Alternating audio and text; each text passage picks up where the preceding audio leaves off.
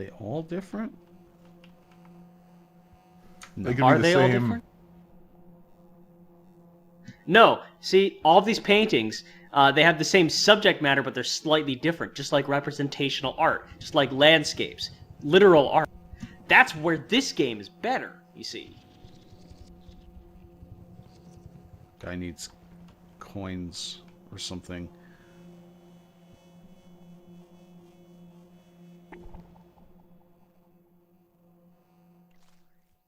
Swim, how do In you my jump? head, the bit Okay. there was that I went on a riff, but I think I haven't got enough sleep to go back into that mode. See, but now we're in a world of 2D images.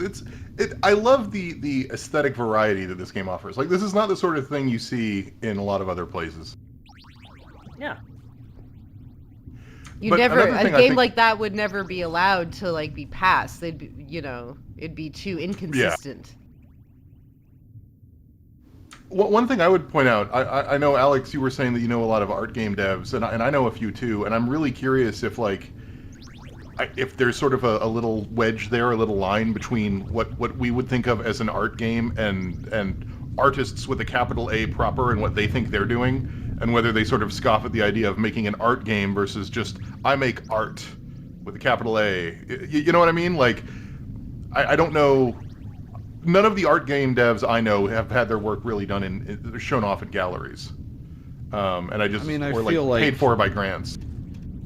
Like, you're kind of getting to the point of, like, well, there are different kinds of artists. I guess? Yeah, Well, like the way it this- really depends on like what your like. I think the problem is that there's so many fringes, and everyone's just built on really small communities because there isn't a lot of support for game dev in general, and then there's not a lot of support for art in general. So like you have There's no scene for this. Exactly. So like where I intersect specifically is with academics who also may know how to code, or academics who are also artists. And in that case, they sometimes don't even make like digital games. Sometimes they might make like analog games, or they might play with technology to talk about something related to games. So like it's just like there's all these different groups, and they're all working with different mediums, and there's so many different kinds of artists that can make a game that it is really hard to like say that there is a art games group or community, like, because that's such a wide term. Yeah, like, what was that game that I saw a trailer for? I think it was actually at E3 that was like this, like, synesthesia game where, like, you would do different, like, kind of rhythm game stuff, and the environment would paint itself. I do not know. I don't know. Maybe I had a I think you have enough money. You know, I want to say. Yeah, also, I don't... It was Like, $30. you know, I'm just Worth talking- more. I've sort of been Sorry, talking go- shit, but like, this game clearly does have like this is clearly not a work of outsider art. Also, like I was sort of talking about, you know, people who approach games as kind of like a novelty that they don't actually care about understanding. They just kind of presuppose that there's no developed language or system for it, and it's like, you know, they clearly have a distant frame of reference. But I mean, you know, this game is grounded in mechanics which are not intuitive. Like, you know, collecting objects, picking things up, and, you know, sort of how to operate them with a mouse, being able to navigate in a three-dimensional space. Like, obviously Josh is able to just handle this with no problem. But the majority of people who work in, like, who do not have, or don't, like, care about games at all, to the point where they may have never controlled a character, or like a fictional, like a character, or like administered fictional characters or anything like that, would be like, this would take them hours to get through. Yeah, and I wonder, I assume that's why there was the Let's Play experience equivalent. Did I miss something with that guy? Right. I I mean, don't think if this game was like, there's actually a really interesting. I'm gonna see if I can find it, because there's a really interesting, like a a project where a guy is developing a sort of tutorial for first-person shooters. But it's not like a tutorial like a lot of them are, where it's like, oh, WASD keys move, shoot it. It's like actually trying to find the best way to teach skills which are totally unintuitive to someone who just didn't sort of get into it at a young age when their brain is more plastic, and sort of work from there. Well, you gave it to him, Josh, so mission accomplished. I guess. You know what gone game by, lives gone lettuce. You know what this really reminds me of more than anything, if I had to compare it to another creator's work in the game space, would be Jack King Spooner. Like, both of them seem to be doing a lot of mixed media stuff, stuff that's rooted in games but disinterested in games design histories and culture.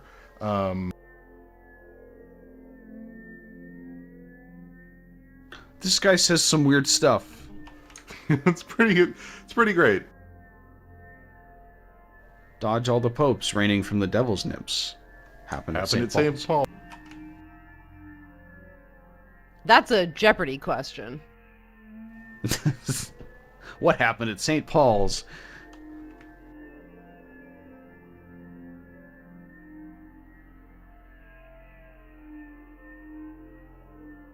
Alright, so we got our seat thing.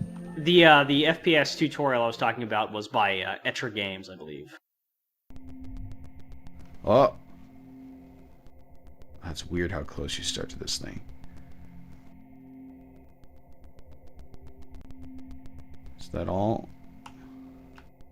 Meditation-induced brain frequencies destroy expensive city and release spirit animals.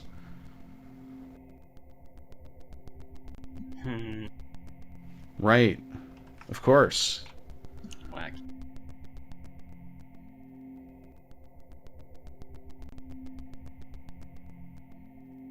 Alright, well. Let's see what else there is out there.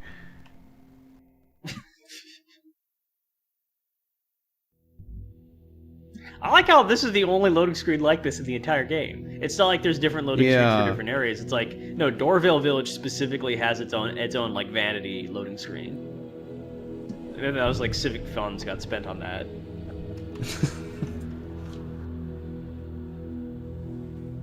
If every city in America had its own loading screen, what would your city be like? Or actually the world, I guess. Because most of our viewers are not in the United States. I mean, mine would just be the Las Vegas sign, because that's what everyone thinks of as the one icon, like the one iconic thing. It would just be the filthy stained roulette wheel from the New Vegas loading screen.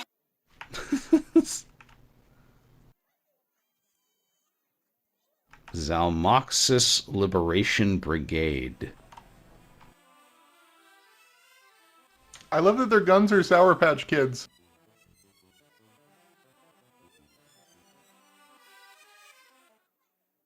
What kind of Sour Patch Kids do you eat? Grape, I guess. That's the inventory. I was like, what happened to the right side of the screen? But that's telling you how many you've captured. Huh. All right, so we have to go find the kids. What the fuck? I can't read any of that shit. So if it's interesting, you need to read it aloud. Probably not. I can read it, but I don't think you want me to. We'll get demonetized. That's the bugger. What is the? Oh wow! Fuck? I don't know what it said. Here we go. Oh, okay. Well, this guy's having an orgasm now. It's fucking weird.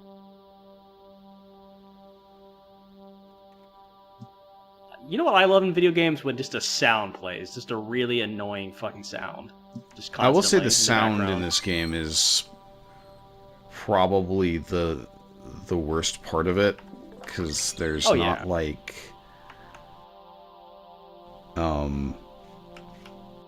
did you blow something up? Why did that one blow up anyway? Because like there it's lacking sound cues that you would expect to be there. Yeah, I've noticed that. Like when I fired the gun, I don't think it was. Yeah. That would be a really weird oversight. I mean, okay, so So was it an I'm intentional suggesting choice? it might be. Yeah, exactly. That's what I'm suggesting here.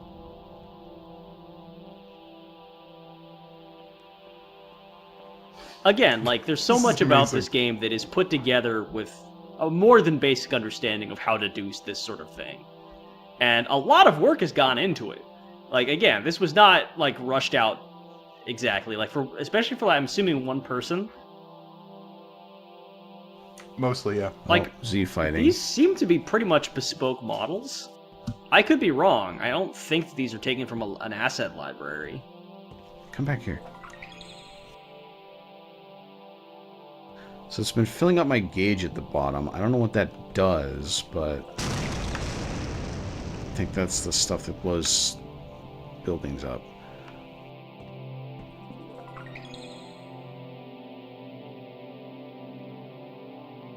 And by the way, okay, actually, what the what is that thing? That's what you have to collect. You have to collect all the weird children.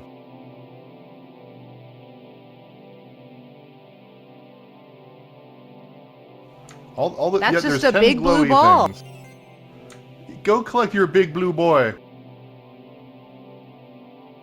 With buck teeth. I love him. was that the same pickup noise that you got for the green guy? I feel like that was a different one.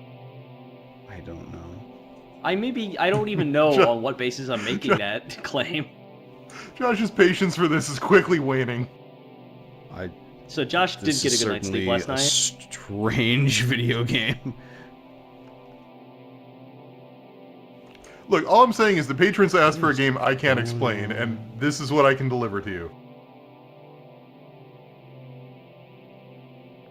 Yep. I kind of looked Okay. for just a second there. I thought I was The looking at a sprint poorly has a colorized wind-up. Junji Ito panel, by which I mean the officially colorized Junji Ito panels. Did you guys see the Junji How do they Ito like colorize anime them? that they What's produced that? for like the anniversary edition or something? It looked Big Bird. embarrassing. I heard it was Did it? bad. I thought it... Really? That makes me sad. I kind of wanted to see it. Okay, I think there have been multiple ones, so it could be a different one than the one you want. I wanted to see the one But- that was going into production with Adult Swim, but I don't know if that is even out.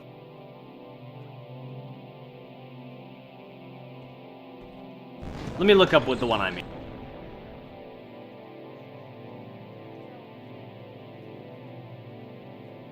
Oh,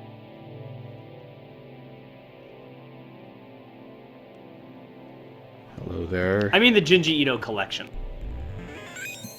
That one was animated by Studio Dean, and they made some really, like, a lot of really banal choices that really washed out, like, the actual scary parts of the illustration. So, in retrospect, like, what's going on here is very literal and pretty obvious, right? Like, the game tells you exactly what's going on. But I still don't know what it means. Right. Because Well, the game it doesn't says... have to Are we literally. helping them bomb It doesn't have to buildings? literally mean it. No. No, they're not terrorists. What we are helping them meditate so that they are destroying the city and releasing their spirit animals. It's exactly what the message said. Oh. So we okay. are helping them meditate, we are helping them find inner peace, and in the process destroying sort of symbols of modernity and you could argue capitalism or something else. Like, what does it mean to destroy a city and release your inner spirit animal? A return to nature, So, I mean- truer identity, any number of things, but I'm lost. I mean, I would be interested to hear what Alex has to say about this, but when it comes to me and experiences like this, I don't really have what does it mean in my toolbox. I kind of just, like, experience it, and then I think about how I felt about it, and then often that's Yeah, kind of I just feel all like I that's- need to do. It's probably the best way to go about it. I don't think that when an artist sets out to make something that they want everyone to have the same experience, right? So, like, we could interpret it as literally as we possibly can, but I think that, like, the artist still, when you're playing an art game, you're also, like, going through the process of playing it. So, like, in that way, it's an experience in and of itself, and therefore you kind of just, like, can also just let it wash over you. Obviously, it's very different from playing and watching too, but like when there's so much to see and do, like everyone's gonna have their own experience playing this game, depending on how much time they have with it, where they are, what their like skill level is, and I think like it would be, if the artist didn't think about those things, then like that would be probably pretty ignorant of them if they were going about making this type of thing. So you have to assume that they are aware of those things going into this mode at the very least. Right. Which makes the whole, like, someone playing it at a gallery thing even more, like, worthy of discussion. I'm always interested in the gallery experience because, like, I think oftentimes we don't talk about the ways in which people interact with art, and we talk about the art itself a little too much. Although it's very hard to be able to measure the experiences of people while playing art. Like, it's very hard to do, but the gallery is one way to do that. Yeah. And it would be very interesting to see how, like, this game, like, seeing how people play this in a gallery versus, like, if you were to have this game at, like, PAX Indie Mega Booth or something like that, or, like, a game testing area. This game would probably not go over very well at PAX Indie Mega Booth. Yeah. So I hate Indiecade, and I will happily go off on Indiecade for like 30 minutes sometime, but I will say that the cool thing about Indiecade that they do is they have like an event which is full of games like this, and even like weirder or more experimental and cool games, and you kind of like the experience of going and experiencing stuff like this one after the other and watching the artist watch you experience it was really neat, and I would actually be interested in an experience of just that for much less money than Indiecade costs, because Indiecade is a grift.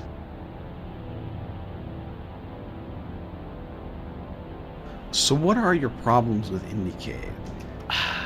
Like, the first full day of Indiecade is like a bunch of is like it's kind of like Indiecade. You go to Indiecade for two reasons. One is because you want to like experience other people's games, and the other is because like you think that it'll help you make it as an indie games developer. And I strongly believe that people who pay the money for that and who are sold that experience, it very much is like a thing they sell you, are not going to make it. That it doesn't actually provide you a service which is even remotely like within. Yeah, I think that also like the scope of it and the structure of it is like sort of disproportionate to like what it can offer. It's like it has a very sponsored by Coca-Cola vibe to it, where I think that they kind of need that to provide like the ample space and everything, like to have the PS4 and the Xbox booths and the Nintendo booths like really take up a lot of day two. But like again, they need that to get the space, but then it seems like just having a different venue idea would be, at like cutting down the ticket price would be great. I don't know. I had a really negative takeaway from my one time I went there. So just take that with a grain of salt, I guess.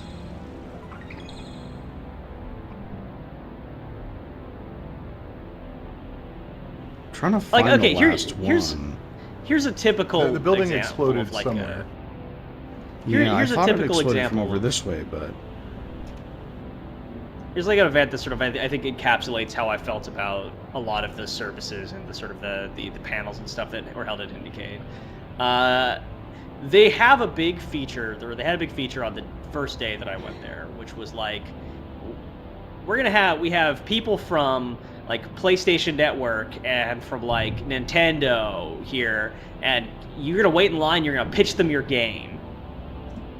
And like at the time we were actually trying to get the game we were working on like on PSN and like on Nintendo, and we actually had a finished game, and like we had reviews, and like we had all sorts of stuff to work with, right? So we're actually, it very quickly becomes obvious, like as we're talking to people in line, that we are among the most, like, firstly that we are among the people in this line who have the most actual product, or like who actually like are the most prepared for this. And secondly, that we're the people in line who are most pessimistic about it. Like, there's people on either side of us who like have game ideas who like are like, yeah, I'm gonna make it as an indie game developer because I'm gonna do this thing where I come up and I pitch them the game and maybe they'll pick it up. And that's kind of like, I feel like, the experience that they were sold. And of course, that's not what happens at these events. Like, we went in there and we showed them our game and they were like, oh, yeah, you actually have something. Here's our actual business email that you contact for any kind of inquiry like this, because obviously we're not actually here to buy games. I mean, that was my cynical take on it, but like, I really don't think that like how they operate as they go to indicate, because like I was talking to the people in the line there and I talked to them afterwards and it's like, I feel like they're selling naive, like budding game developers, the idea that like you could pay this money, you can get access, and there just is not any access to be found. That was my impression. Yeah. That reminds me of a panel that they did at the 2 PAXs that I went to. That right. Sounds a lot like the Indicate thing, except it's very obviously like, no, we're going to tear your pitch to shreds.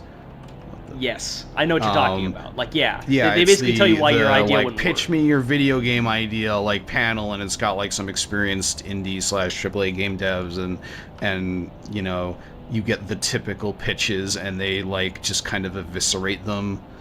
Right. The one they did brutal. like that I at the panel that I actually went to was you are a like a normal like dude with a wife and kids and whatever, except you are secretly a swarm of bees pretending to be a human, and you have to convince them that you're human and not let them find out that you're actually a swarm of bees. Uh-huh. Which is kind of funny to just say, but again, like that's kind of the point. Like, it's not necessarily like, oh, here's a good pitch. It was a right, and that's a cool event because firstly, yeah, like, you know, you've got you get to see sort of the inside baseball, like, oh, here's the kinds of ideas we accept, here's why we reject ideas. And it's actually, like, even though it's brutal, it's actually like a valuable service to developers. Like, if you pitch them your idea and they tell you why they wouldn't buy it, or like, you know, why they aren't interested in it, that tells you a lot about like marketing games, right? And Indiecade, a version of that event, was like, you have 15 minutes, and from what I understood from the other people I talked to, like, it's pretty much just like, okay, yeah, great, or oh, interesting, we'll keep in touch, or we're not interested, but you know, like, it was sort of more of like the professional version of that, which is to say the version of that doesn't actually have any nutritional value. And it's also one-on-one. It wasn't like a big event. Like, you go into the room and you come out, and it's not like we went in there with a bulletproof package. So I'm not saying like, oh, we like I think that we got the brush off the same as everyone else that I talked to. Right. But it's just that like they gave us the brush off in a way which was like, okay, you're here to actually make a game, so here's the channel for people who are actually trying to make games, which is not this channel at all.